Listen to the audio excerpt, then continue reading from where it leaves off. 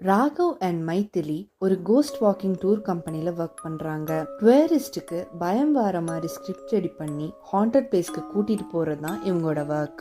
But Google reviews ரொம்ப பேடாக இருந்ததுனால இவங்களோட பாஸ் அந்த டூரிஸ்ட்ல இருந்தே ஒரு பர்சனை அவங்க போக வேண்டிய ஹாண்டட் பிளேஸை சூஸ் பண்ண சொல்கிறாரு.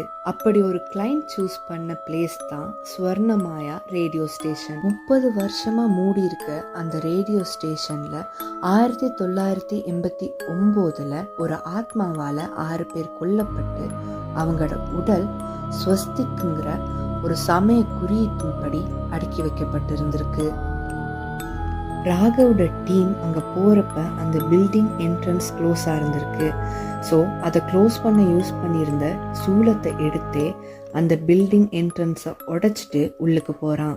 At the same time railway ஸ்டேஷனில் இருந்த ஒரு ஸ்பிரிட்டும் ரிலீஸ் ஆகி அவங்க கூடவே உள்ளுக்கு போகுது. கிளைண்ட்ஸ் எல்லாரும் இது ஒரு ஃபேக்கான ஃபன் டூர் அப்படின்னு கண்டினியூ பண்ணுறாங்க. ஆனால் ரேடியோ ஆட்டோமேட்டிக்காக ஒன்னாகி ஒரு லேடி வாய்ஸ் கேட்குது. டூர் முடிச்சுட்டு வெளியே வந்த ராகவ் அதை பற்றி ஒன்றுமே சீரியஸாக எடுத்துக்கல.